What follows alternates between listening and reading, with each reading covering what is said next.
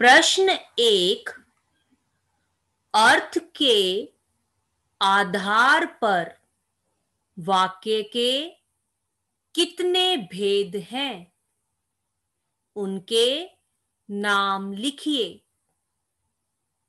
प्रश्न दो, निम्नलिखित वाक्य को प्रश्नवाचक वाक्य में परिवर्तित कीजिए। मोहन गीत गाता है।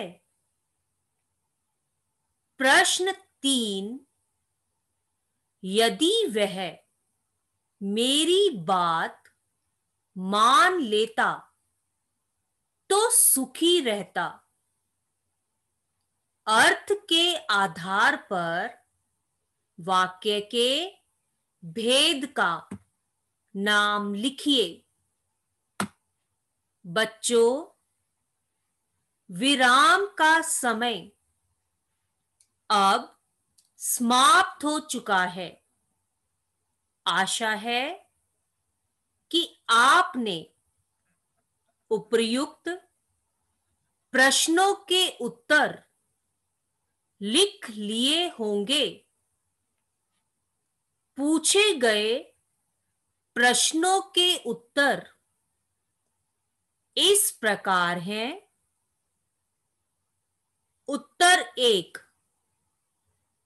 अर्थ के आधार पर वाक्य के 8 भेद हैं। पहला, विधानवाचक वाक्य। दूसरा, निषेधवाचक वाक्य। तीसरा, प्रश्नवाचक वाक्य। चौथा, विस्मय आदि बोधक वाक्य। पांचवा, आज्ञावाचक वाक्य। छठा, इच्छावाचक वाक्य। सातवां, संदेहवाचक वाक्य। आठवां, संकेतवाचक वाक्य। उत्तर दो, निम्नलिखित वाक्य को प्रश्नवाचक वाक्य में परिवर्तित कीजिए। क्या मोहन गीत गाता है? उत्तर तीन, यदि वह मेरी बात मान लेता तो सुखी रहता। अर्थ के आधार पर वाक्य का भेद है संकेतवाचक वाक्य।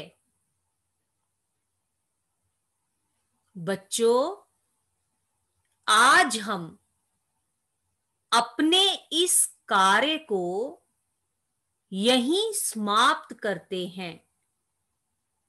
आशा है कि आपने अर्थ के आधार पर वाक्य के 8 भेदों को पूर्ण रूप से जान लिया होगा। अब मैं गृह कार्य दे रही हूं।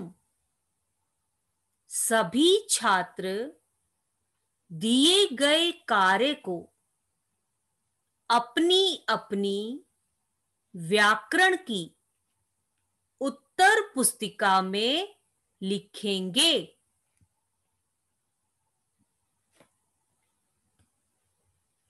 गृह कार्य।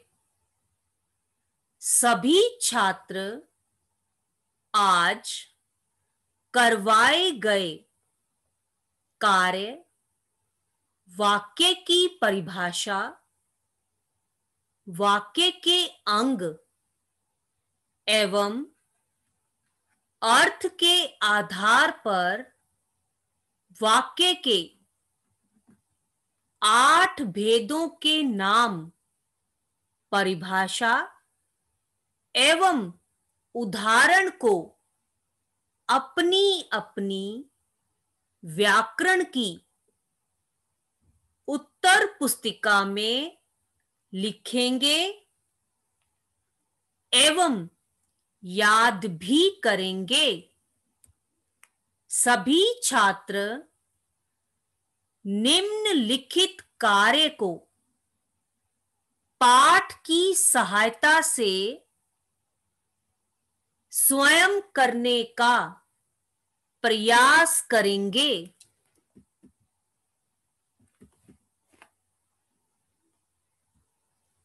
निम्नलिखित वाक्यों को पढ़िए तथा अर्थ के आधार पर वाक्य के भेद का नाम लिखिए।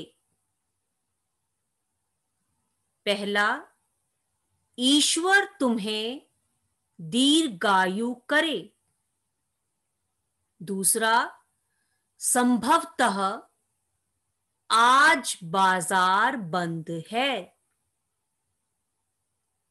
3, तुम फौरन मुझसे मिलो। 4, उफ, आज कितनी गर्मी है। 5, राधा प्रतिदिन व्यायाम करती है। 6, कमलेश्वर ने गीत नहीं गाया। 7, यदि दुर्योधन श्री कृष्ण का संधि प्रस्ताव मान लेता तो महाभारत का युद्ध न होता। 8, तुम कल विद्यालय क्यों नहीं आए थे। 9, काश मैं घूमने जा पाती। 10, यदि परिश्रम किया होता तो सफलता अवश्य मिलती। 11, अनुराग ने सीटी बजाई। 12, तुम यहां से चले जाओ। 13, तुम यह समस्या कैसे हल करोगे। 14, मैं मांसाहारी भोजन नहीं करता। 15, पार्क में बहुत भीड़ है। धन्यवाद।